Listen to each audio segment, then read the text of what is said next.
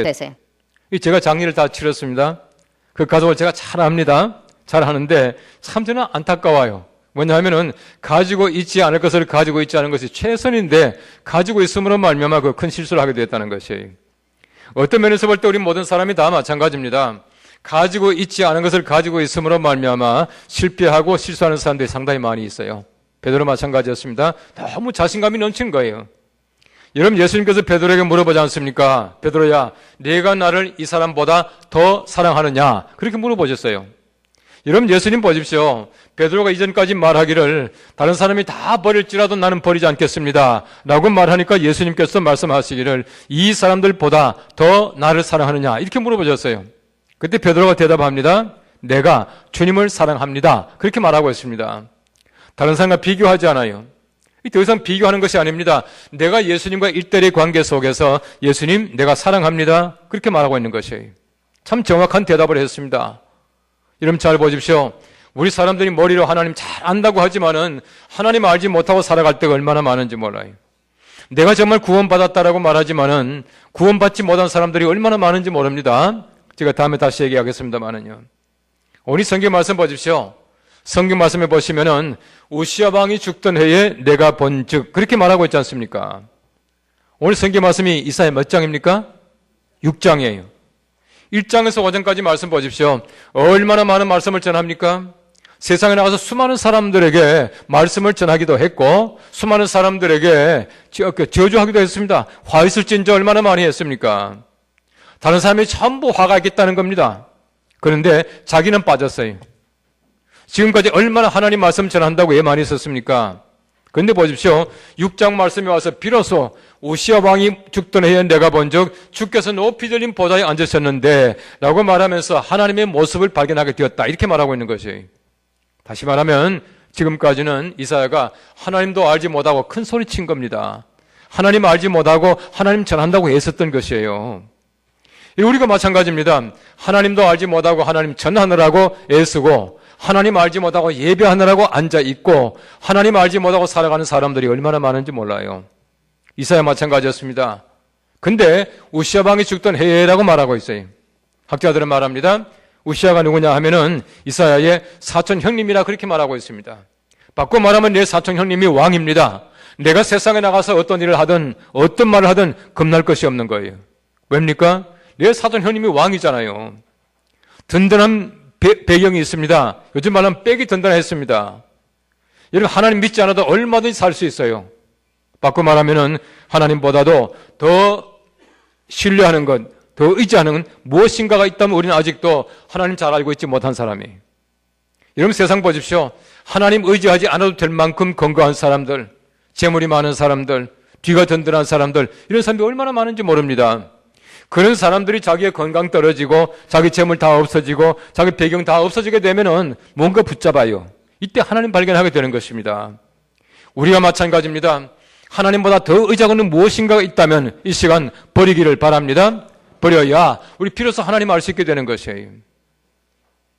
그럼 저는 저희 선친께서 목사님이셨어요. 또 제가 목사입니다. 제 아들이 목사의 아들이에요. 저도 목사의 아들이고 제 아들도 목사의 아들 아닙니까? 저는요, 제 아들을 볼 때마다 참 불쌍해요. 왜 불쌍하냐면은, 목사의 아들로 살아간다는 그 자체가 참 하나님의 은혜이지만은 어려운 것도 얼마나 많은지 몰라요. 참 자유롭지 못해요. 근데 보십시오. 사무엘상 2장 말씀에 보면 이렇게 말합니다. 제사장의 아들들이 여호와를 알지 못하니라. 그렇게 말하고 있습니다. 여러분, 제사장의 아들들이 누굽니까? 홈리와 비느하스예요. 엘리의 아들들입니다. 여러분 제사장의 아들들 홈리와 비느하스 보십시오. 얼마나 열심히 제사 드렸습니까? 얼마나 아버지의 제사를 많이 도와드렸습니까? 수많은 제사를 드렸지만은 성경 말씀 말하기를 제사장의 아들들이 여호와를 알지 못했다 그렇게 말하고 있어요. 여러분 우리 자녀가 나와 함께 교회 나온다고 해서 하나님 잘 믿는 것 아닐 수 있습니다. 내 옆에 앉아서 예배 드리고 있지만은 예수 안 믿는 수가 있어요. 바꿔 말하면 우리가 우리 아이들의 정말 그 영혼 상태를 잘 점검해야 합니다. 제사장의 아들도 하나님을 알지 못했다고 말하고 있거든요. 어떤 면에서 볼 때에 하나님을 잘 알 것이다라고 하는 그 생각 자체가 착각인지 몰라요. 다시 한번 잘 점검해 보시기 바랍니다. 그리하여 우리 하나님 잘 믿는, 잘 아는 우리 자녀들, 우리 자신들 되기를 간절히 바랍니다. 여러분, 예수님께서 한번 젊은 관원을 만나셔요. 이 젊은 관원은요, 굉장히 장점이 많은 사람이었습니다. 이 사람이 젊었죠. 거기에다가 이 사람이 관원이죠. 율법을 잘하는 사람이었죠. 부자였죠. 이 사람이 예수님께 왔습니다. 예수님께서 묻기를 어떻게 하면 영생 얻겠습니까? 라고 질문했습니다. 여러분, 적어도 율법 가지고 살아가는 사람이 예수님께 와서 어떻게 하면 영생 얻겠습니까? 라고 하는 질문은 엄청난 질문입니다. 대단한 질문이었었어요. 예수님께서 뭐라 그럽니까? 살인하지 말고, 간음하지 말고, 부모도 공경하고, 거짓말하지 말고 다 가르쳤습니다. 이 사람 자신 있게 말하네요. 내가 어려서부터 이것은 잘 지켜 행하고 있습니다. 라고 대답을 했습니다. 예수님 뭐라 그러십니까? 내게 오히려 한 가지 부족한 것이 있으니 내 있는 것을 팔아 가난한 사람들에게 주고 그리고 와서 나를 좇으라. 그럼 성경 말씀 보십시오. 하시니 이 사람이 재물이 많은 거로 근심하며 돌아가니라. 그렇게 말하고 있어요. 이 사람 보십시오. 많은 잘못이 아닙니다. 한 가지 잘못이에요. 한 가지 부족입니다. 한 가지 때문에 예수 그리스도를 만나지 못하고 돌아갔다라고 말하고 있는 것이에요. 여러분, 그 당시 보십시오. 젊은 사람들 많았습니다. 더더구나 관원들, 율법주의자들 얼마나 많았습니까? 근데 그 당시에 부자라고 하는 것은 흔한 일이 아니었습니다. 그 당시에 대부분의 사람들이 가난했거든요. 근데 왜 예수님께서는 부자를 책망하십니까? 그 당시에 부자라고 하는 것은 거의 비정상적인 방법을 통해서 재산을 모은 사람들입니다. 그래서 세리들이 책망받지 않습니까? 근데 보십시오. 이 사람은 그렇지 않은 것 같아요. 율법적으로는요, 완벽한 사람이었습니다. 자신 있게 말하는 사람이었어요. 다른 사람의 손을 빼앗은 것이 아닙니다. 부자였습니다. 얼마나 좋은 일입니까? 그런데 그 사람에게 가장 좋았던 부자라고 하는 바로 그것이 재물이 그로 하여금 예수 그리스도를 만나지 못하게 하는 조건이 됐다는 얘기입니다. 많은 잘못이 아니에요. 그 재물을 끊어버리지 아니하면 절대로 예수님 만나지 못합니다. 우리가 마찬가지 아니겠습니까? 우리가 하나님보다도 더 의지하고는 무엇인가가 있다면 끊어버려야 비로소 우리가 하나님을 알 수 있습니다. 바로 그것을 제거하고 하나님 꼭 만나신 여러분 되시기를 축원합니다. 여러분, 성경 말씀해 보시면은 예수님께서 수가 우물가에서 한 여인을 만나셔요. 그런데 여인은 예수님 만나는 것이 굉장히 불편했을 겁니다. 왜냐하면은 이 사람이 한낮에 제6시에 우리 식으로 말하면은 정오에 물길로 나온 것이. 여러분, 그 당시에 일반적으로 부인들이 물길로 나오는 시간은 저녁 시간입니다. 저녁 시간. 바꿔 말하면은 다른 사람들이 시원할 때 물길로 나오지만은 이 여인은 다른 사람이 모이지 않는, 오지 않는 그 시간에 물길로 나온 것이에요. 왜 그렇습니까? 다른 사람들을 만나기 싫다는 얘기입니다. 이 자기 자신을 드러내기 싫은 것이에요. 그래서 자기는 사람 만나기 싫은 시간에 왔는데 하필이면 예수님을 만났습니다. 유대인이요, 남자를 만났다는 얘기입니다. 얼마나 불편했겠습니까? 예수님께서 이 사람과 대화하십니다. 내게 물을 좀 달라라고 말씀하셔요. 그런데 물 얘기하다가 갑자기 예수님께서는 내 남편 불러오라 그렇게 말하지 않습니까? 이 여인이 말합니다. 내게 남편 없습니다. 예수님께서 말씀하시기를 그래 옳다. 내게 남자가 다섯 있지만 내 남편 아니다라고 말씀하셔요. 왜 예수님께서 갑자기 물 얘기를 하시다가 이 여인에게 남편 얘기하십니까? 만일 예수님께서 이 여인의 남편 문제를 해결하지 아니하면 절대로 예수님 따라올 수가 없어요. 예수님 믿을 수가 없습니다. 이 여인이 예수님께 말합니다. 내게 물을 주사 내가 영원히 목마르지 않은 그 물을 주셔서 내가 물길로 오지 않도록 해 주십시오. 그때 예수님께서 말씀하시기를 내가 그러라. 그렇게 말씀을 하시네요. 예수님께서는 물입니다. 우리 교회 어느 장로님께서 의사이신데 그 장로님께서 말씀하시기를 어떻게 하면 건강합니까? 물만 보면 마시래요. 제가 목이 마르지 않아도 물 자주 마십니다. 일부러 마십니다. 자, 그런데 제가 하나 질문을 하겠습니다. 자, 이 물은 둥글다. 맞습니까? 틀립니까? 못 알아들었어요? 예. 자, 물은 둥글다. 맞는 말입니까? 틀린 말입니까? 예? 맞는 말이다 라는 사람도 있고 아니다라는 사람도 있어요. 그런데 지금 물은 둥급니다. 왜냐하면 이 컵이 둥글기 때문에. 그러나 물 자체는 둥근 게 아니죠. 이 물이라고 하는 액체라고 하는 특성은 그 그릇, 그 용기 모양에 따라서 얼마든지 변화될 수가 있어요. 여러분, 예수님께서는 물이다라고 말합니다. 예수님께서는 물이셔요. 왜 물인지 압니까? 물이라고 하는 것은요, 어떤 그릇에 들어가든지 모양이 다 변해요. 둥근 데 들어가면 둥글게 변하고, 네모난 데 들어가면 네모난 데 들어가고, 노자가 말하기를요, 물이라고 하는 것은 못 들어가는 데가 없는 거예요. 아무리 옹색해도 다 들어갑니다. 무슨 말이냐 하면은, 우리 모든 사람들 가운데에 예수 믿지 못한 사람은 하나도 없다는 얘기입니다. 그렇지 않겠습니까? 어떤 사람은 마음이 좀 둥글고요, 어떤 사람은 좀 네모나고요, 어떤 사람은 좀 별난 사람도 있어요. 그런데 모든 사람들이 예수를 다 믿습니다. 얼마든지 예수 믿을 수 있다는 것입니다. 예수 그리스도께서는 못 들어갈 마음이 없다는 것을 믿으시기 바랍니다. 모든 사람이 다 믿습니다. 그래서 예수님께서는 물이셔요. 그런데 이 여인을 보십시오. 이 여자가 예수님 만났습니다. 예수님 만난 다음에 이 여자가 성경 말씀에 보시면은 요한이라고 하는 사람이 기록합니다. 4장 말씀에 이 여자가 물동이를 버려두고 동네로 들어갔다 이렇게 기록을 하고 있어요. 여러분, 저도 우리가 성경 말씀을 볼 때는 성경 말씀은 필요치 않은 단어, 필요치 않은 말이 한마디도 없습니다. 전부 다가 필요한 말이에요. 그런데 보십시오. 이 여인이 동네로 들어갔다. 얼마든지 말이 돼요. 그런데 보십시오. 이 여인이 물동이를 버려두고 동네로 들어갔다. 이렇게 기록하고 있거든요. 왜 물동이를 버려두고 그렇게 말했겠습니까? 이전에는 이 여인이 물동이가 굉장히 귀했다는 얘기입니다. 여러분 보십시오. 우리 그릇이라고 하는 것은 물 때문에 필요한 겁니다. 이런 그릇 먹는 겁니까? 아니에요. 우리가 물을 마시기 위해서 그릇 두는 것이지 그릇 때문에 물이 있는 것이 아니에요. 더 중요한 것은 물입니다. 그래서 이 여인이 물을 만났잖아요. 내가 그러라 물 만났거든요. 물 만난 다음에는 물동이 필요 없어요. 지금까지 이 여인이 붙잡고 살던 것이 무엇입니까? 이 여인이 지금까지 붙잡고 살던 것은 물동이었습니다. 다시 말하면 자기의 체면이었습니다. 형식이었습니다. 그러나 안녕히 찾고 나니까 껍데기 필요 없다는 얘기입니다. 얼마나 지금까지 체면을 중요하게 생각했습니까? 그 체면 때문에 다른 여인들을 만나기 싫어서 정오에 사람들이 오지 않는 시간에 물길로 왔거든요. 그러다가 예수 그리스도를 만나니까 물동이 필요 없다는 얘기입니다. 모든 형식을 다 없애버리고 말았습니다. 그리고 보십시오. 모든 체면 다 버리지 않습니까? 동네로 들어갔습니다. 지금까지 사람 만나기 싫어서 피했지만은 피하고 싶은 그 사람들이 있는 곳에 자기 스스로 들어가요. 들어가서 말합니다. 내가 메시아를 만났다 와보라 하고 증거하는 사람이 됐다는 얘기예요. 우리가 마찬가지입니다. 예수 그리스도를 만나는 사람들은 더 이상 물동이 필요 없다는 것이에요. 이런 보십시오. 유대 사람들 절대 만나지 않는 것이 사마리아 사람들이에요. 더더구나 남자와 여자가 함께 하지 않습니다. 그 당시 법이 그랬습니다. 이 모든 것 전부 다를 벗어난다는 얘기입니다. 예수 그리스도가 얼마나 중요합니까? 예수 그리스도를 만나고 나니까 그 외의 모든 것 전부 다가 중요하지 않았다는 것을 얘기해주고 있는 것이에요. 우리 삶 속에 마찬가지입니다. 참으로 우리가 하나님의 거룩하신 모습을 발견하게 될 때에 우리 세상에 어떤 형식이 문제가 아닙니다. 어떤 규범이 문제가 아니에요. 모든 전부 다를 초월할 수 있다는 얘기입니다. 성경 말씀 속에 깊이 파묻히게 되면은 그 외에 어떤 것도 우리들에게 중요한 것이 없는 줄로 믿습니다. 성경 말씀 하나님의 말씀이에요.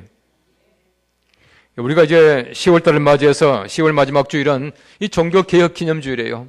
여러분 잘 보십시오. 지난번 교황이 왔다 가고 나서 얼마나 술렁대었습니까? 얼마나 언론에서 많이 얘기했습니까? 마치 우리나라가 가톨릭 국가같이 교황이가 그렇게 난리지겠어요. 그런데 교황 왔다 가서 오늘 신문에서 말합니다. 앞으로 2, 3년 내에 개신교인 100만 명이 천주교로 개종하게 될 것이다. 이렇게 나왔더라고요. 이 제가 볼 때는 아니에요. 만일에 100만 명이 간다면 그 사람들은 진짜 복음이 뭔지 알지 못하는 사람들이 간 것이지 정말 복음을 아는 사람들은 절대 못 갑니다. 그렇지 않겠습니까? 여러분 천주교회 잘 보십시오. 그 속에 진짜 어디가 진리가 있습니까? 제가 볼 때는 없습니다. 좀 과하게 말하면요. 다른 사람은 다 천당 갈 수 있다고 하더라도 교황만은 절대로 못 갑니다. 왜냐하면 교황은 신이에요. 교황은 왕입니다. 예. 이 교황의 칭호가 굉장히 많습니다만은 교황에 관한 칭호는 엄청납니다. 엄청납니다. 심지어는요, 전능하신 아버지 이런 말도 씁니다. 예? 교황이 씁니다. 얼마든지 그들이 쓸 수 있게 되는 것이에요. 여러분 아시는 대로 교황은 로마 교회의 교리 가운데는 이 교황 무호설이 있습니다. 교황 무호설. 이 교황은 잘못이 없다는 얘기예요.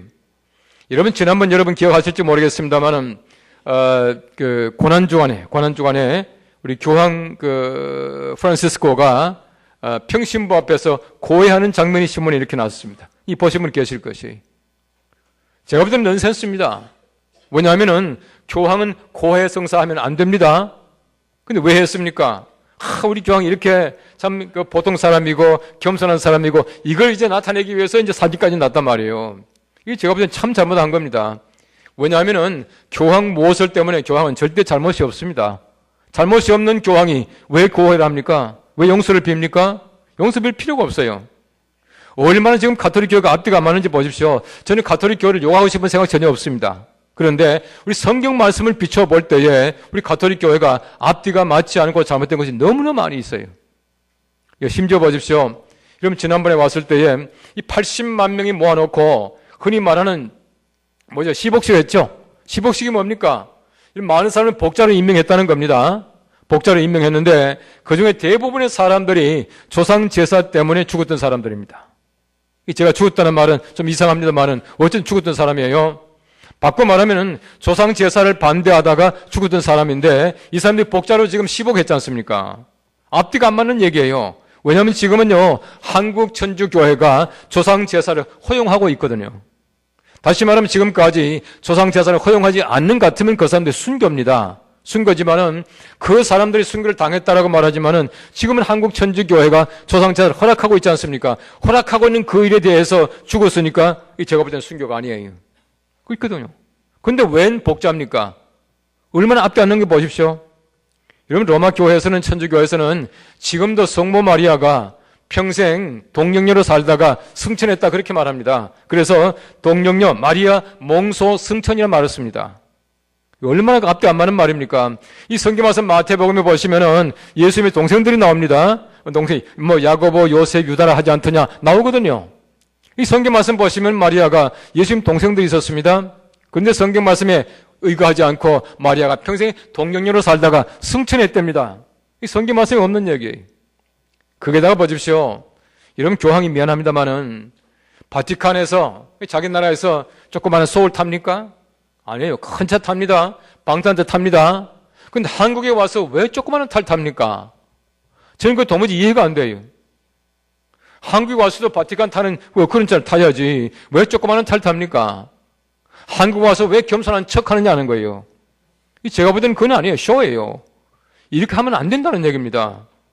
그런 것 같으면 자기 나라에서 소울 타고 다녀야지. 그건 아니거든요. 앞뒤가 안 맞는 게 얼마나 많은지 모릅니다. 여러분 심지어 보십시오. 마리아는요 인류 최초의 죄 없는 인간이다 그렇게 말하고 있습니다. 정말 그럴까요? 그렇지 않아요. 지금도 가톨릭 교회에서는요 성모 구원서를 가지고 있습니다. 예수를 통해서 구원받지만은 성모 마리아 통해서 구원받는다라고 가르치고 있습니다. 그렇기 때문에 성모 마리아 통해서 구원받기 위해서는 성모 마리아가 죄가 없어야 되지 않습니까? 이걸 이제 마리아 무염시테설이 그렇게 말합니다. 마리아는 죄가 없대요. 참 재밌는 얘기 있습니다. 예수님께서 이른 아침에 현장에서 간음하던 여인이 잡혀왔지 않습니까? 잡혀왔는데 예수님께서 이 돌을 들어 치려는 사람들에게 말합니다. 너희 가운데 죄 없는 자가 먼저 돌을 들어 치라. 그렇게 말씀하셨어요. 근데 갑자기 돌 하나가 날아오더랍니다. 깜짝 놀라 예수님 돌아보니까 마리아더래요. 예수님께서 그랬답니다. 어머니, 제일 좀 방해하지 마십시오. 그렇게 말했다네요. 이건요, 마리아가, 이건 지어낸 얘기입니다. 여러분 심각하신데, 지어낸 얘기입니다. 왜 그런 말을 지어냈냐 하면은, 마리아가 이런 최초에 죄 없다라고 하는 로마 가톨릭 교회의 교리에 대해서 이제 빗대어 사는 얘기예요. 얼마나 앞뒤가 맞는 게, 안 맞는 게 많은지 모릅니다. 여러분, 절대로 여러분 가톨릭 교회에 대해서 그렇게 생각하지 마십시오. 여러분, 제가 너무 폄훼하는 거 아니에요. 저는요, 종교 개혁이 왜 일어났던가라고 하는 것을 분명히 알아야 해요. 성경 말씀으로 돌아가자라고 하는 것이 종교 개혁입니다. 종교 개혁은 뭐냐면은 성경으로 돌아가는 운동이에요. 성경 말씀대로 돌아갑시다 라고 하는 것이 바로 종교 개혁입니다. 하나님 말씀 떠나서는요, 아무것도 아니에요. 하나님 말씀 떠나서는 어떤 교리도 하나님 말씀에 근거하지 않는 것은 진리가 아니라고 하는 말입니다. 이거 분명히 알아야 된다는 것이에요. 저는 오히려 이 교황이 다녀가고 나서 우리 한국 교회가 좀 새롭게 왜 종교개혁이 일어났던가 하는 것을 좀 잘 가르칠 필요가 있다고 봐요. 오늘 성경 말씀해 보십시오. 여러분 적어도 이사야가 하나님을 잘 아는 사람이었습니다. 그런데 머리로만 아는 사람이었어요. 얼마나 습관적으로 제사를 많이 드립니까? 얼마나 머리로 많이 알고 있습니까? 성경 말씀을 잘 외우고 있지만은 그럼에도 불구하고 마음속에 감동 없이 살아가는 사람들이 얼마나 많은지 몰라요. 우리에게 필요한 것은 정말 내가 머리가 아니라 가슴으로 하나님을 아는 것입니다. 참 하나님을 알아야 해요. 그렇지 않은 것은 우리는 절대로 우리가 하나님을 안다고 말할 수가 없다고 하는 것입니다. 하나님께서는 우리가 흔히 말하기를 우리의 아버지다 말합니다. 정말 아버지십니까? 정말 우리 아버지 같으면 우리가 하나님께 모든 걸 전부 다를 간구해도 하나님께 다 들어주셔요. 이 하나님을 우리가 믿을 수 있기를 바랍니다. 여러분 성경 말씀 보십시오. 하나님께서 우리의 아빠, 아버지라 그렇게 말하고 있지 않습니까? 여러분 아빠라고 하는 말이 얼마나 좋은 말입니까? 아버지보다 아빠가 훨씬 더 좋아요. 요즘 애들 보십시오. 아빠 그러지 아버지 그럽니까? 안 그래요. 우리 아이가 좀 큰 아이가 있습니다. 우리 딸이 지금 만으로 40살이니까 상당히 크잖아요. 제 외손자가 14살이에요. 상당히 커요. 근데 우리 딸이 결혼할 때쯤 되니까 그렇게 마음이 안 됐더라고요. 아마 우리 그 아버지들이 다 느끼는 그 감정 같아요. 이 딸이 막상 이제 결혼하게 됐는데 마음속에요 딸을 보낸다 생각하니까 얼마나 마음속에 참 제가 후회되는 게 참 많이 있더라고. 그 제가 이제 장문의 편지를 딸에게 썼습니다. 내가 너한테 너무 잘못한 것이 많이 있다. 미안하다. 내가 너를 잘못 기른 것 같다. 지난번 너무 야단친 것도 미안하다. 쭉 다 썼어요. 다 쓰고 나서 제일 마지막 그랬습니다. 네가 결혼해서 참 이렇게 가정을 이루더라도 지금까지처럼 나한테 했으면 좋겠다. 갑자기 너 말이 변해가지고 뭐 아버지 뭐 아버님 이런 말도 하지 말고 존댓말도 하지 말고 그냥 반말 계속해라. 네, 그랬어요. 그리고 우리 딸이 얼마나 순종 잘하는지 지금도 반말합니다. 지금도 뭐 아빠 밥 먹어 그러고 그래요. 그 얼마나 좋은지 모릅니다. 지금 호주에 살고 있는데 지금 잠시 들리러 지금 집에 와 있어요. 그런데요, 우리 딸이 저한테 이제 아빠라고 말하는 것이 참 너무너무 듣기 좋은 거예요. 그런데 제 아내가요, 저희 집사람이 결혼하고 나서 우리 어머니한테 엄마라 그러더라고요. 엄마라고. 그런데 우리 아버지한테는, 시아버지한테는 아빠라고 안 그러더라고요. 아버지 그래요. 우리 아버지하고 저희 그 선친하고 저희 집 사람하고는요 굉장히 사이가 좋았어요. 그것도 그럴 것이 우리 아버지가 보고 반해가지고 저를 소개해가지고 제가 이제 결혼했어요. 저는 이제 다른 사람들 묻습니다. 목사님 연애 결혼했습니까? 그럼 그렇다고. 그럼 누가 소개했습니까? 하면 아버지가 소개했다고. 그 아버지 소개팅으로 만난 사람이 이제 제 아내예요. 그런데 제 아버지가 이제 쉽게 말하면 너무 좋아가지고 며느리 했으면 좋겠다 해가지고 저는 몰랐거든요. 그래서 저를 소개해줘가지고 만나서 결혼했거든요. 이제 그러다 보니까 제 아내하고 저희 아버지하고 얼마나 사이가 좋았겠습니까? 그 제가 볼 때도요, 시가 날 정도로 좋아하는 거야. 둘이 좋은 거예요. 저희 아버님 대구 계셨고, 이제 저희는 서울에 있었습니다만은, 저희 아버님 돌아가시기 전에, 돌아가신 지 한참 되었습니다. 저희 아버님이, 제 아내가 대구 갑니다. 그러면은요, 아예 우리 아버지가 세수도 안 하고 저녁에 기다리셔요.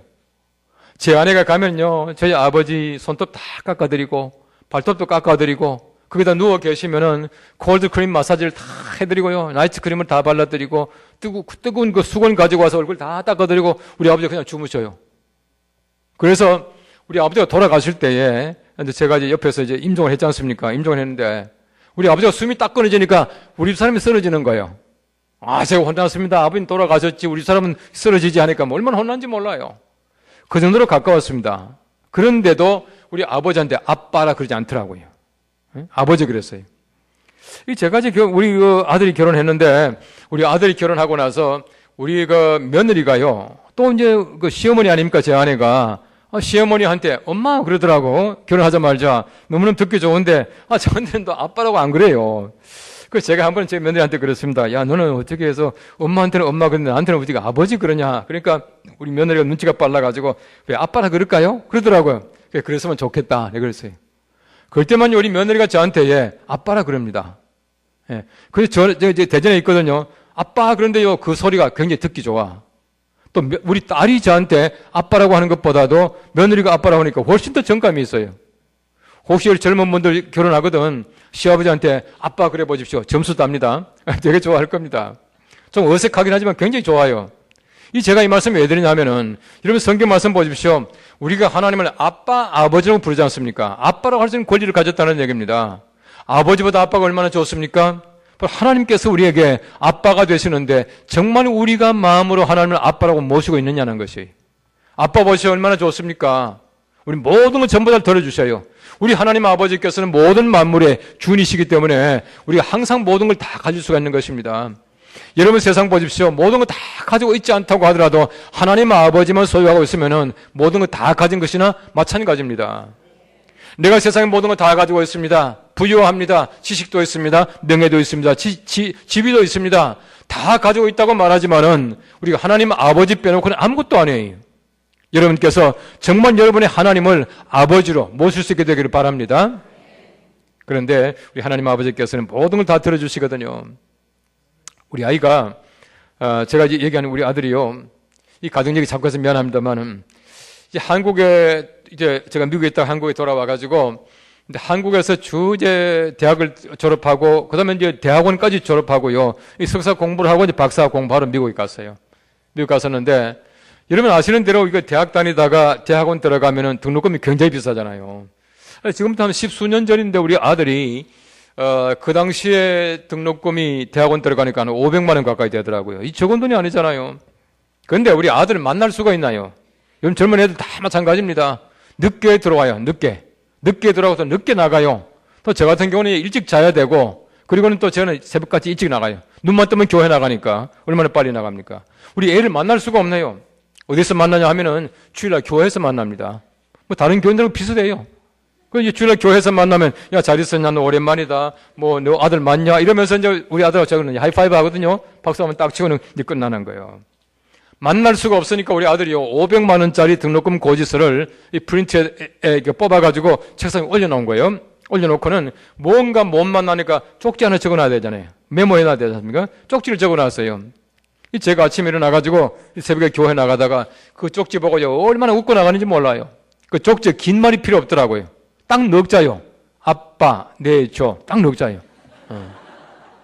참 대단한 믿음이에요. 그럼 제가 그날 내줬겠습니까? 안 내줬겠습니까? 내줬죠. 왜 내줬습니까? 제가 아빠잖아요. 제가 능력이 있거든요. 여러분 보십시오. 제가 마지막 날 다시 말씀드리겠습니다만은 우리 영광이라는 말이 있어요. 하나님께 영광 된다는 말이 있지 않습니까?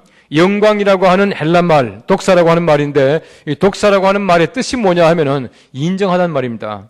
하나님을 하나님으로 인정하면 하나님이 영광 받으셔요. 예. 하나님 인정해야 됩니다. 우리가 하나님 아버지라고 말하지만은 아버지를 인정하지 않는 사람들이 얼마나 많은지 몰라요. 아버지라고 말하지만은 하나님과 내가 별개로 살아가요. 이건 진정한 하나님이 아닙니다. 더 중요한 것이 뭐냐 하면은 하나님을 정말 내가 하나님으로 모시고 살아가는 것입니다. 우리 흔히 말하기를 개혁주의 신학이라고 말합니다만은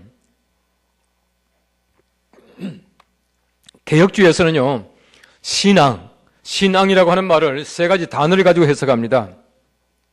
지식과 동의와 신뢰 이 세 가지 단어가 신앙이에요. 그럼 지식이라고 하는 것은 그 자체는 신앙이 아니지만은 신앙의 바로 기본입니다. 우리가 지식이 신앙으로 이렇게 발전해 나가야 되는 것이에요. 어떤 사람들은 보면요 그냥 믿는다는 사람이 있습니다. 무조건 믿는다는 사람이 있어요. 무조건 믿는 것은 굉장한 믿음 같지만 정반대입니다. 그건 좋은 거 아니에요. 알고 믿으셔야 해요. 우리 목사님도 영락교에 계셨지만은 제가 이제 아주 오래전에 저는 78년, 9년 이제 그때에 영락교에 제가 있다가 제가 이제 미국 갔다 다시 영락교에 왔다가 지금 연동교에 왔는 지가 오래됐습니다만은요. 아마 지금도 마찬가지일 겁니다. 제가 한 3년 전에 여름에 영락교에서 하는 영락기도원에서 하는 산성수련회 제가 강사로 갔었거든요. 근데 산성수련회 할 때에 어느 요일인가 오후 시간에는 개인 기도 시간이 있습니다. 개인 기도 시간 되면 전부 흩어져서 기도를 하는 거예요. 제가 조금 언덕 위에 올라갔습니다. 언덕 위에 올라갔는데 어떤 할머니 한 분이 또 따라 올라오시더라고요. 제법 높은 데였거든요. 제법 높은 곳에 올라오시더니만 기도하기 시작하는 겁니다. 열심히 기도하시는데 제가 미안하지만 방해돼서 기도를 못 하겠더라고요. 1시간 내내 기도하는데 그 할머니 기도가 똑같은 기도야. 쥐 믿습니다. 쥐 믿습니다. 1시간 내내 그 소리 지르는 거예요. 힘도 좋지만 얼마나 소리 지르는지요. 제가 이제 기도를 다 마치고 나서 도대체 뭘 믿는지 궁금해서 물어보고 싶더라고요. 기다렸어요. 기도 끝나더라고요. 가서 물어봤습니다. 할머니, 1시간 내내 주여 믿습니다 했는데 뭘 믿습니까? 그 할머니 가만히 저를 쳐다보니 모르겠는데요? 이러더라고요. 1시간 내내 주여 믿습니다 했는데 뭘 믿습니까? 하니까 모르겠다는 거예요. 알고 믿으셔야 합니다. 여러분 보십시오. 여러분 다 예수 믿지요? 다 예수 믿지요? 다 예수 믿는데 예수 믿는다는 말이 무슨 말입니까? 예? 보세요. 모르잖아요. 예. 알고 보면 참 쉬운데, 그죠? 예수 믿는다는 말이 무슨 말이냐 하면은 예수를 나의 구주로 믿는다는 말의 준말입니다. 예수를 나의 구주로 믿는다는데 속 빼니까 예수 믿는다 이렇게 되는 것이에요. 간단하죠? 자, 그런데 예수 그리스도는 뭐예요? 예수 그리스도. 예수 그리스도. 예수 그리스도는 뭐냐 하면은 예수는 그리스도이시다 라고 하는 말의 준말입니다. 영어로 말하면 Jesus Christ는 Jesus is Christ인데 is를 빼고 나니까 Jesus Christ 이렇게 되는 거예요. 여러분 옛날에는 예수 그리스도 이 두 마디 아닙니까? 이 두 마디가 순교였습니다. 두 마디 말 때문에 순교를 당했습니다. 뭐냐면은 예수라고 하는 2000년에 사시던 바로 그 인간, 바로 그 사람이 그리스도 하나님의 아들이야, 메시아야. 얼마나 대단한 고백입니까? 이것 때문에 순교를 당했습니다.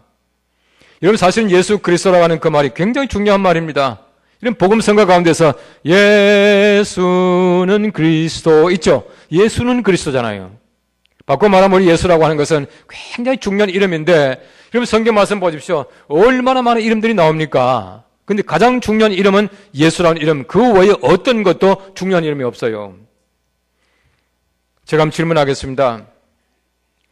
그럼 지금까지 제일 많이 팔린 책이 제일 많이 팔린 책이 어떤 책이겠습니까? 제일 많이 팔린 책? 성경? 성경보다 더 많이 팔린 게 있어요. 제일 많이 팔린 책은 공책이에요, 공책. 여러분 사실은 제일 많이 팔린 책은 성경 맞습니다. 이 성경 맞아요. 자, 그런데 사람 이름이 제일 많이 나오는 책, 사람 이름이 제일 많이 나오는 책 어떤 책이겠습니까? 성경. 성경보다 더 많은 게 있습니다. 전화번호부? 그 사실은 성경이에요. 여러분 성경에 나오는 사람의 이름이 인명이 3만 명 가까이 됩니다. 3만 명. 그리고 지금까지 나온 책 가운데에 두 번째로 이름이 많이 나오는 책이 삼국지입니다. 삼국지 6천 명이 나와요. 이 3만 명이 나오거든요. 3만 명, 많은 사람의 이름이 나오지만은 사실은 모든 사람의 이름이 다 우리에게 필요한 것이 아니지 않습니까? 바꿔 말하면은 우리가 이름 잊기도 힘든 이름들이 얼마나 많은지 몰라요. 기억하지 못한 이름이 대부분입니다. 가장 중요한 이름은 예수입니다. 그 외에 어떤 이름도 우리의 구원의 대상이 아니고 중요한 이름이 아닙니다. 그러나 예수 그리스도는 참 중요하지 않습니까? 예수가 누구신가 분명히 알아야 해요. 여러분 성경 말씀 에베소 4장 13절 말씀 말합니다. 우리가 다 하나님의 아들을 믿는 것과 아는 일에 하나가 되어 온전한 사람을 이루어 그리스도의 장성한 분량이 충만한 데까지 이르리니 그렇게 말하고 있습니다. 하나님의 아들을 믿는 것, 신앙과 아는 일, 지식 이 둘이 하나가 되어야 장성하게 되고 온전하게 된다. 그렇게 말하고 있는 것입니다. 우리가 신앙과 믿음이, 신앙과 지식이 하나가 되어야 해요. 우리 신앙은 과학적이 되어야 됩니다. 우리 과학은 신앙적이 되어야 해요. 이 둘이 하나가 될 때에 온전한 신앙이요 온전한 과학이 될 수 있다는 것을 말씀해 주고 있는 것이에요. 여러분 성경 말씀 보십시오. 우리 성경이라고 하는 것은 굉장히 과학적인 책입니다. 굉장히 과학적인 책이에요. 여러분 보시면은요 이 성경이 얼마나 과학적인 책인가 하는 것이 우리 요즘에 많이 발견되고 있어요. 성경과 과학이라는 책이 있습니다. 그 책 보면 이런 얘기들이 나와요. 하나님께서 사람에게 난지 8일 만에 할례 받게 했습니다. 난지 8일 만에 할례 받았죠? 왜 8일 만에 할례 받았냐 하면은 난지 8일째 되는 날에 양피를 벤다 그러죠? 양피를 벤니다. 싹 베어내도 제일 아프지 않대요. 제일 고통을 알지 못하는 날이 난지 8일째 되는 날이에요. 거기에다가 우리 사람의 피가 막 그러다가 피가 응고되죠. 이 굳어지지 않습니까? 피가 응고되게 만드는 분비물이 있습니다. 피 안에. 이걸 그 피브리노젠, 섬유소원이라고 그럽니다. 이 피브리노젠이라고 하는 게 제일 많이 분비되는 날이 난지 8일째 되는 날이에요. 지금 과학이 증명하고 있습니다. 바꿔 말하면 하나님께서는 가장 살갗을 베어내도 아프지 않은 날, 그리고 피가 제일 빨리 되는 날, 이 날을 골라가지고 하나님께서는 할례받게 만드시는 것이 얼마나 참 대단한 과학입니까? 여러분 성경 말씀은 과학이에요. 여러분 성경 말씀 잘 보십시오. 하나님께서 노아에게 방주를 만들게 하십니다. 방주의 척수를 보십시오. 길이가 300규빗, 너비가 50규빗, 높이가 30규빗이에요. 300대 50대 30입니다. 규빗은 아시죠? 한 규빗은 성인의 팔꿈치에서 손끝까지 이게 한 규빗이에요. 그러니까 300대 50대 30 규빗으로 배를 지어라. 그렇게 말씀하고 있습니다. 우리 교회에 서울공대 조선공학과 은퇴하신 교수님이 계세요. 안수 집사님이신데 제가 확인을 했습니다. 300대 50대 30이라고 하는 것은 조선공학의 기본이다. 그렇게 말합니다. 무슨 말이냐 하면은 그렇게 배를 지어가지고 물에 띄워놓으면 가장 안정감 있는 배가 된다는 거예요. 하나님께서 만드신 겁니다. 얼마나 정확한 하나님의 과학인지 몰라요. 과학은 하나님의 것입니다. 하나님이 천지 모든 만물을 창조하신 하나님의 원리를 사람들이 실험을 통해서 논리를 통해서 만들어 놓은 것이 과학 아니겠습니까? 하나님의 것입니다. 여러분 천당 가면 먹고 살 겁니까? 안 먹고 살 겁니까? 예? 먹고 살아요? 예? 또 어떤 분은 안 먹고 산다 그러죠?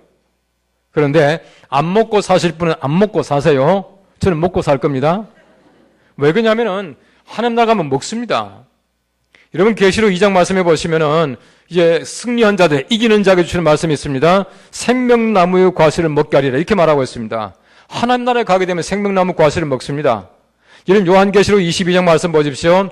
하나님 나라 모습이 이렇게 생겼어요. 어린 양의 보좌가 있고요. 거기에서 생명강이 있고 생명강가에 나무들이 있어요. 나무가 있는 성경 말씀 보니까 매달 다른 열매를 맺혀요. 왜 맺힙니까? 그냥 보는 것이 아닙니다. 따먹는 것이에요. 잘 보십시오. 에덴 동산에서 하나님이 처음에 완벽한 세상 속에서 하나님께서 사람에게 먹게 하신 것이 뭡니까? 열매, 과일입니다. 모든 열매를 다 먹지만은 이것만 먹지 마라. 선악과는 먹지 말라 했거든요. 열매가 최상의 먹거리입니다. 제일 좋은 거예요. 이런 과일만큼 좋은 식품이 없거든요. 진짜 그렇습니다. 저는 과일을 굉장히 좋아합니다. 과일 보면 저는 밥 안 먹는 사람이에요. 그 대개 보면 과일을 제일 뒤에 주더라고요. 요즘은 또 과일을 제일 먼저 먹는다는데 저는 이제 뷔페 식당 가면요. 과일 먹다가 배가 조금 남으면 딴 거 먹습니다. 과일을 제일 먼저 먹습니다. 과일이 제일 좋은 식품이거든요. 근데 보세요. 하나님께서 만드신 법칙을 보시면은 제일 좋은 먹거리가 과일이에요. 그 다음에 먹게 하는 것이 소위 말해 채소입니다. 그 다음에 홍수 사건 이후에 하나님께서 먹게 하신 것이 고기입니다. 육식을 하게 만드셨어요. 근데 그 가운데도 되새김질 하지 않는 것은 먹지 말고 굽이 갈라지지 않은 것은 먹지 말고 먹지 말란 말 많이 나오죠. 왜 그러냐 하면은 현대 과학이 말합니다. 먹지 말라고 말씀하시는 그런 어떤 소위 말하는 고기들은 너무 소위 말하는 콜레스테롤이 많다는 겁니다. 성인병을 유발할 수 있는 가능성이 많대요. 어쨌든 보십시오. 하나님께서 만드신 것이 얼마나 과학인지 몰라요. 정말 과학입니다. 성경대로 살면은 건강할 줄을 믿습니다. 예. 저는요, 일이 제법 많아요. 어제는 우리 교회가 이제 성찬 예식도 하고 해서 설교를 많이 했습니다. 모든 예배 설교를 다 하고 성찬 예식 다 하고 오후 예배 때 헌신 예배에서 또 설교하고 그리고는 주일날은 제가 이제 또 운동을 합니다. 예. 주일날은 제가 이제 교원들하고 우리 교원들이요 오후 예배 마치고 나면 전부 흩어져요. 탁구도 치고 산에도 가고 테니스 치고 축구도 하고 다 가는데 저는 테니스를 쳐요. 여러분 테니스 치신 분들은 아시겠지만은 제법 과격한 운동입니다. 어제 테니스를 치고 또 주일날은 또 집에 탁 가서 샤워 딱 하고 나서 딱 앉으면은 나오는 게 있어. 개콘. 아세요? 개콘 다 보고 잡니다. 개콘 보자 저는 너무너무 재밌어요.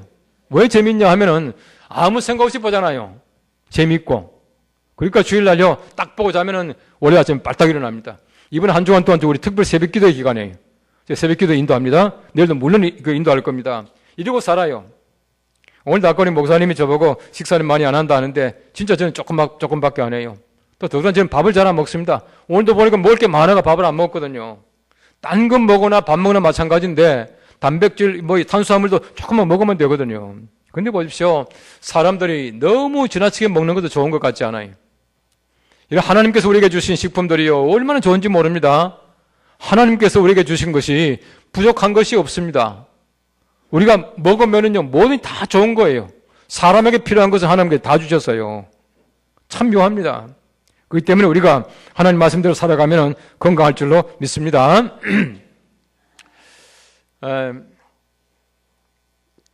저희 신학교 동기 목사님이 지금 미국 샌디에고에서 목회를 하고 있습니다만은 우리 신학교 1학년 때 우리 그 목사님의 아들이요.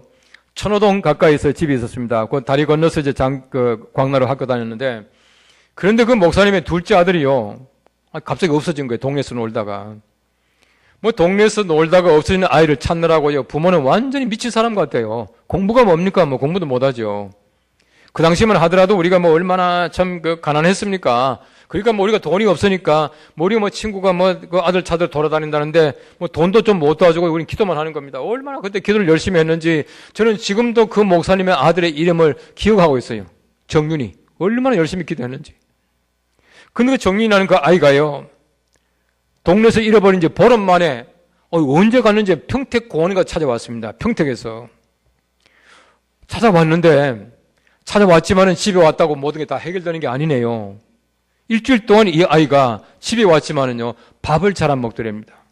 잠을 잘 안 자더랍니다. 잠자다 자꾸 팔딱팔딱 깨더라는 것이에요. 그리고 얼마나 볼 때 그 부모가 마음이 안 됐습니까? 보름 만에 왔는데도 아빠한테 아빠라고 부르질 않더랍니다. 보름 만에 데리고 와서 이 밥상에 앉아서 같이 밥을 먹는데 일주일이 지났는데요. 일주일 만에 그 아들이 아빠! 그러더래요. 우리 친구 목사님이 그래요. 그때 그 아빠라고 한 말이 얼마나 감사했는지 둘이 안고 막 울었답니다. 그러면서 하는 얘기가 아빠라고 하는 한마디 말이 그렇게 힘 있는 줄은 몰랐다. 그렇게 말하더라고요. 우리 하나님 마찬가지일 겁니다. 여러분들이 아빠 할 때마다 여러분 하나님께서 얼마나 감사하시겠습니까? 얼마나 감격하시겠습니까? 아빠라고 하는 그 한마디 말에 하나님께서는 모든 하나님의 시름도 사라지게 되고 하나님께서 여러분들에게 필요한 대로 공급하실 줄로 믿습니다. 하나님을 믿는 여러분 되시기를 바랍니다. 자, 근데 보십시오. 이사야가 하나님 발견하고 나니까 그 다음에 뭐라 그럽니까? 화로다 나여 망하게 되었도다 나는 입술이 부정한 자라 그렇게 말하고 있습니다. 지금까지 보십시오. 제가 말씀드린 대로 다른 사람을 전부 저주합니다. 1장에서 5장까지 말씀해 보시면은 8번씩이나 다른 사람 저주합니다. 화 있을진저 술 취한 자여, 화 있을진저 자기를 지혜롭게 보는 자여, 전부 다른 사람이 화가 있겠다라고 말합니다. 자기 자신이 아니에요. 다른 사람을 전부 저주합니다. 근데 하나님 발견하고 나니까 다른 사람이 아니에요. 내가 화가 있겠다고 내가 저주를 받을 것이라고 말하고 있는 것입니다. 바꿔 말하면은 하나님 발견한 사람이 자기 자신을 알아요. 하나님 알지 못하면 자기 자신을 알지 못합니다. 하나님 아는 사람이 비로소 자기 자신을 알게 되는 것입니다. 신학적으로 말하면은 신관이 바뀌어야 자아관이 바뀐다. 그렇게 말합니다. 신관이 바뀌어야 자아관이 바뀌어요. 하나님 알지 못하고 자기 자신을 아는 척하는 사람들이 얼마나 많이 있습니까? 하나님 만나지도 못하고 자기 자신을 안다고 생각하고 나가서 일하는 사람들이 얼마나 많은지 몰라요. 하나님 알아야 자기 자신을 발견하게 됩니다. 여러분 누가복음 5장 말씀해 보시면은 예수님께서 베드로 취하시는 장면이 나와요. 근데 거기 보십시오. 베드로가 한 마리 고기도 잡지 못하는 그날에 예수님께서 나타나셔요. 성경 말씀 보십시오. 예수께서 시몬의 배에 올라가셨다 말하고 있거든요. 시몬의 배입니다. 그런데 시몬 베드로가 예수님께서 자기 배에 올라왔지만은 예수님께 대해서 전혀 관심이 없어요. 열심히 고기 잡고 그물 깁고 그물 씻고 이것만 하지 않습니까? 수많은 사람들이 와서 호숫가에 와서 예수님 만나려고 기다리고 있습니다.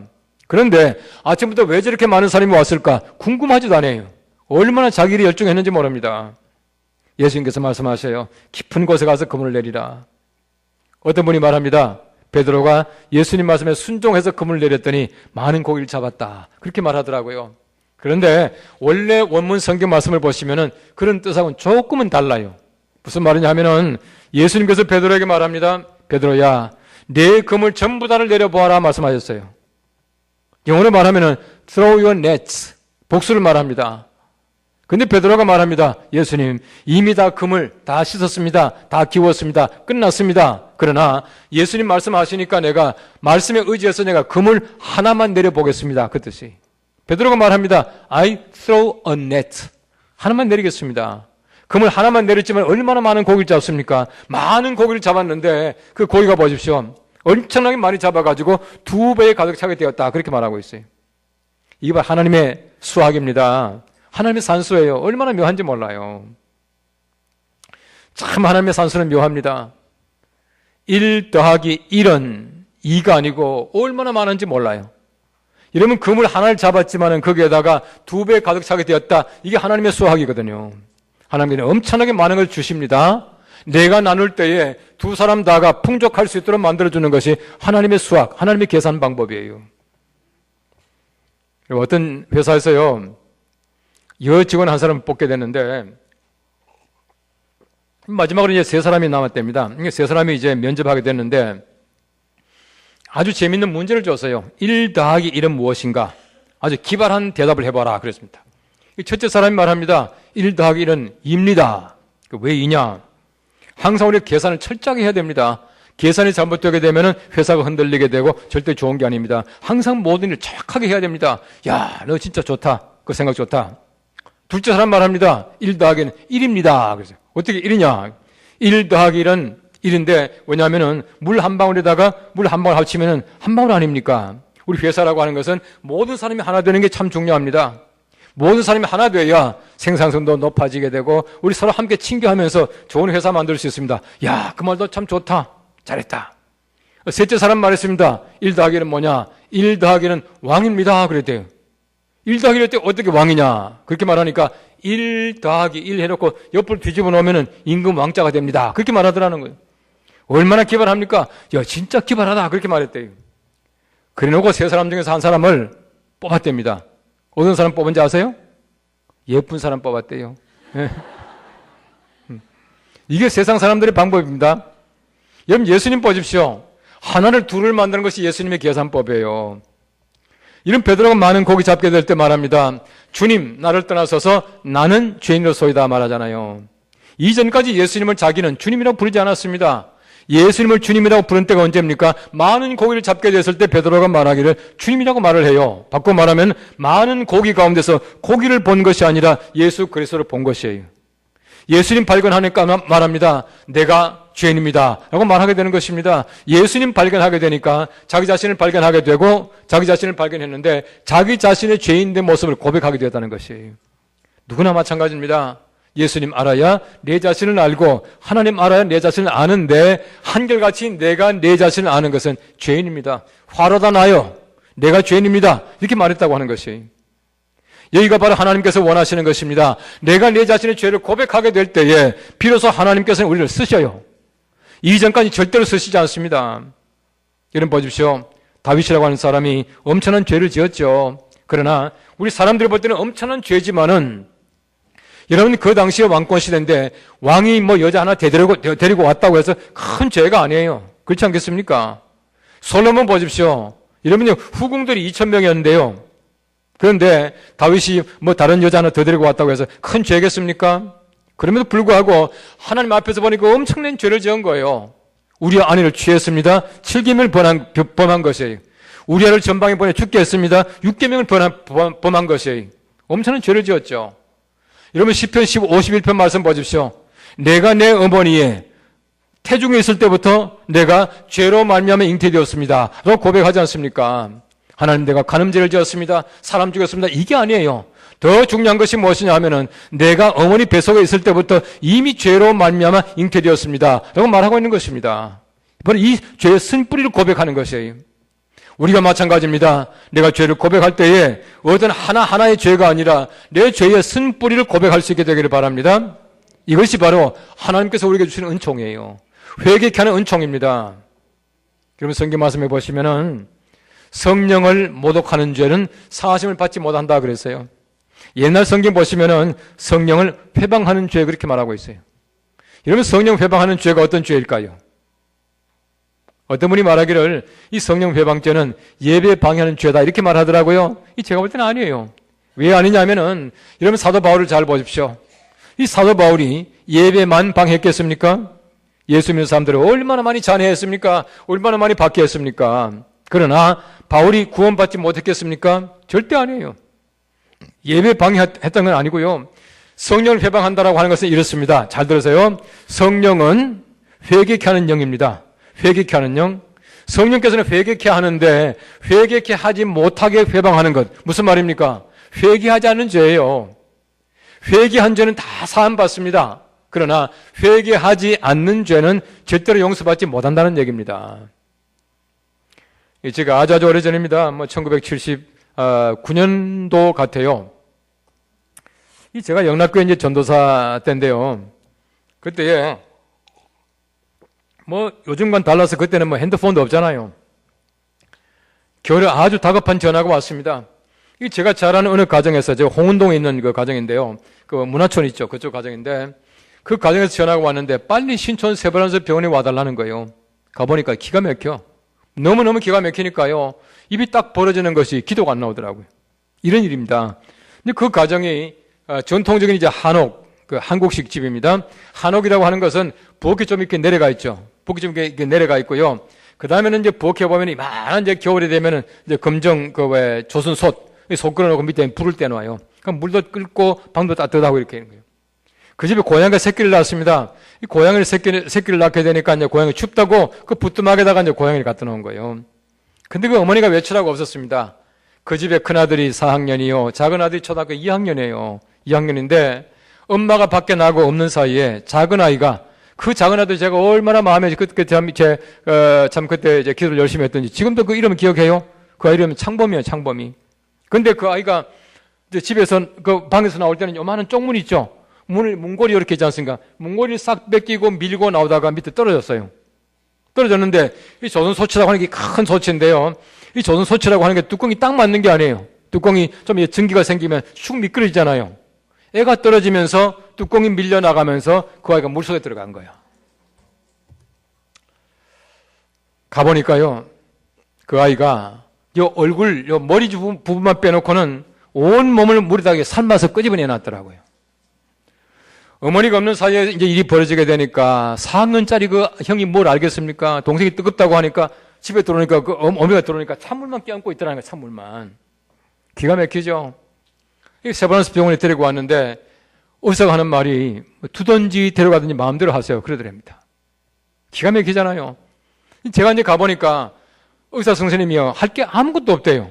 애를 발가벗겨 놓고요. 이제 몸에다가 이제 바셀린 이렇게 다 발라놓고는 이 가젤을 이렇게 덮어놓고 모기장 같은 거 있죠. 큰 거 이거. 모기장 떡 덮어놓고는 의사가 봐서는 한 보고 지나가는 거예요. 할 게 없다는 거예요. 근데 그 이모가 굉장히 기도를 열심히 하는 분이었어요. 권사님이셨는데. 그 이모가 와서 보니까 이제 조카가 죽게 생겼거든요.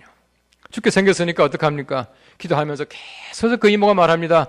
야, 너 뭐 회개할 거 없냐? 회개할 거 없냐? 그랬어요. 얘는요, 아파 죽겠는데 이모가 자꾸 회개할 거 없냐 하니까 얘가요, 약이 올라서 미치는 거예요. 제가 가니까 말이죠. 이모 싫어. 이모 오지 마. 이모 뭐 빨리 가. 뭐 소리 지르는 거예요. 알아서 내가 갈게. 갔습니다. 그 다음에 또 왔어요. 또 와가 또 막 기도하면서 야, 창범아 너 기도할 거 없나? 회개할 거 없냐? 회개해야지. 얘는요, 아파 죽겠는데 자꾸 이모가 회개 얘기하니까 얘가 뭐 어쩔 줄 몰라 하는 거예요. 이모 오지 말래. 싫다는 거예요. 알아서 내가 갈게. 또 갔어요. 그 다음에 또 왔어요. 또 반복되는 거예요. 나흘째 또 왔습니다.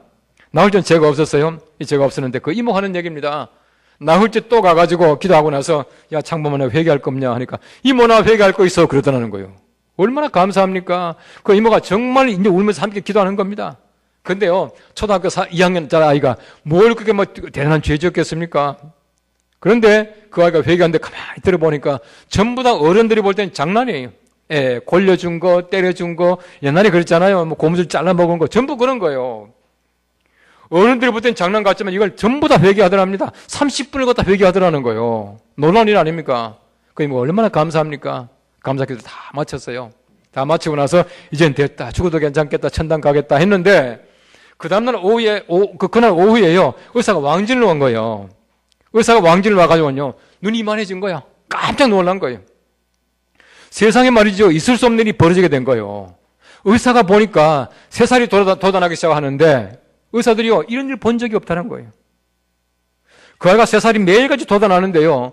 아기 같은 살이 돋아나는 거예요. 얼마나 그 속도가 빠른지 몰라요. 그럼 그 창범이라는 그 아이가 살았겠습니까? 죽었겠습니까? 죽었으면 제가 말도 못하지, 그죠? 이건 보십시오. 제가 느끼는 것은요, 회개는요, 영혼을 맑게 할 뿐만 아니라 육신의 병도 고친 줄로 믿습니다. 회개하면 육신의 병을 고치더라고요. 어떻게 우리가 회개합니까? 내가 어떻게 기억합니까? 기억하지 못해요. 성경 말씀 보십시오. 성령께서 말할 수 없는 탄식으로 우리를 대신하여 간구해 주신다 말씀하고 있습니다. 성령의 역사입니다. 베드로 마찬가지였습니다. 이사야 마찬가지였습니다. 자기 자신을 회개할 수 있는 것은 성령의 역사지 내 지식이 아니에요. 내 능력이 아닙니다. 여러분 마찬가지입니다. 성령의 도우심으로 말미암아 여러분의 모든 죄가 말끔하게 씻김받고 하나님께로부터 새로운 소명 받게 되기를 축원합니다. 이게 바로 우리의 소명이에요. 어떤 분이 그런 얘기를 하더라고요. 우리가 아무리 열심히 국어 공부를 해도 하나님 알지 못하면은 주제 파악을 못한대. 우리가 아무리 열심히 산수 공부를 해도 하나님 알지 못하면은 분수를 모르는데, 우리가 아무리 열심히 역사 공부를 해도 하나님 알지 못하면은 하나님의 이야기를 이해하지 못한답니다. 여러분, 역사가 뭔지 아시죠? 히스토리. 히스토리라고 하는 얘기는 his story. 물론 이제 H가 대문자입니다만은 하나님의 이야기예요. 역사는 하나님 이야기입니다. 우리가 하나님 알지 못하면 어떤 것도 온전한 지식이 아니에요. 하나님 알게 될 때 비로소 우리가 온전한 하나님의 지식과 세상의 지식이 하나가 되어서 지혜롭게 살아갈 줄로 믿습니다. 이게 하나님의 지식이라고 하는 것이에요. 제가 오래전에 어떤 책을 보니까 미국에서 실제로 있었던 얘기랍니다. 어떤 회사가 이제 경품 발매를 했습니다. 경품을 팔았는데 어떤 외롭게 혼자 사는 할머니가 이 경품에 당첨이 된 거예요. 가만히 뽑고 나서 보니까 걱정이 되잖아요. 이 할머니는 연세가 많아요. 평생 혼자 살았습니다. 평생 가난했습니다. 이런 분에게 경품 1등이 그 당시에 100만 달러였는데 100만 달러 갖다 줘 보십시오. 요즘도 깜짝 놀랄 일인데 요즘에 100만 달러 같으면 11억 가까이 되잖아요. 이 큰 돈을 갖다 받게 되는데 회사가 겁이 나서 그 교회를, 그 할머니가 다니시는 교회 목사님 만났대요. 목사님 만나가지고 부탁했답니다. 목사님 교회 아무게 나오시죠? 예, 나옵니다. 그 할머니가 100만 달러 당첨이 됐는데 갑자기 100만 불이 갖다 놓으면은 이 할머니가 이게 쇼크로 돌아가실 것 같으니까 우리 목사님이 가서 신방 잘 하시고 또 이렇게 쇼크 먹지 않도록 좀 해주십시오. 알았습니다. 갔대요. 이제 가서 할머니께 얘기하는 겁니다. 기도하고 나서 할머니가 만일에 100만 달러 당첨되시면은 그 큰 돈 뭘 하실래요? 그 할머니가 자꾸 안 된다는 거예요. 될 리가 없다고, 나는 안 된다고, 자꾸 안 된다니까 목사님이 자꾸 물어보는 겁니다. 그래도 만일 되시면 뭘 하겠습니까? 자꾸 물어보는 거예요. 나는 안 된다니까 그러네. 나는 옛날부터 뭐 소풍 가서 보물 찾기도 못 찾았는데 뭐 자꾸 되겠냐고. 자꾸 안 된다는 거예요. 또 물어봅니다. 그래도 만일에 할머니께서 되시면은 그 큰 돈을 뭘 하시겠습니까? 그 할머니가 얼마나 귀찮았겠습니까?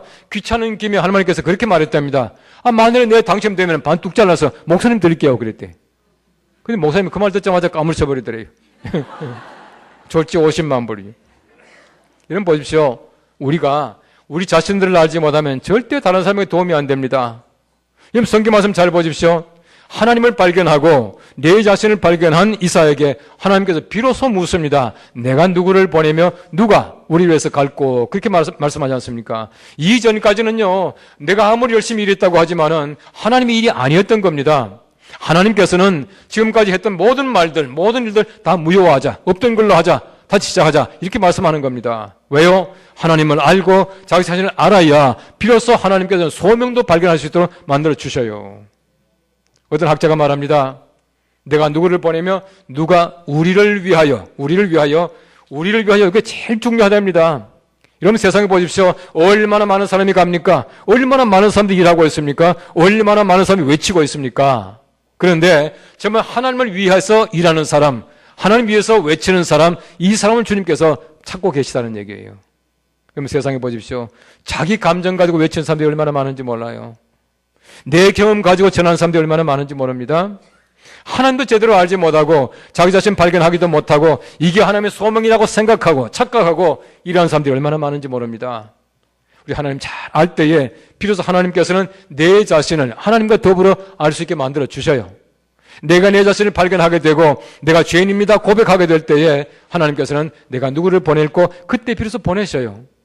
그때 가도 늦지 않습니다. 하나님께서는 지금까지 하나님 알지 못하고 했던 모든 것들을 무효화하시고 다시 새로운 소명 주셔서 하나님의 귀한 사명 맡겨주시는 것입니다. 우리가 마찬가지입니다. 얼마나 오랫동안 예수 믿었겠습니까? 아마 여러분 가운데 많은 분들이 아마 우리 교회에 직분을 가지고 계실 겁니다. 이게 중요한 것이 아니에요. 더 중요한 것은 내가 정말 하나님을 잘 알고 있는가, 진짜 내가 하나님을 내가 믿고 있는가를 다시 한번 살펴보시길 바랍니다. 우리 하나님 잘 알 때에 비로소 내가 내 자신을 알게 되고 하나님이 소명 주십니다. 그 소명 잘 가지고 하나님 위해서 이제부터라도 열심히 할 수 있는 여러분 다 되시기를 주님의 이름으로 축원합니다. 기도하겠습니다. 하나님 참 감사합니다.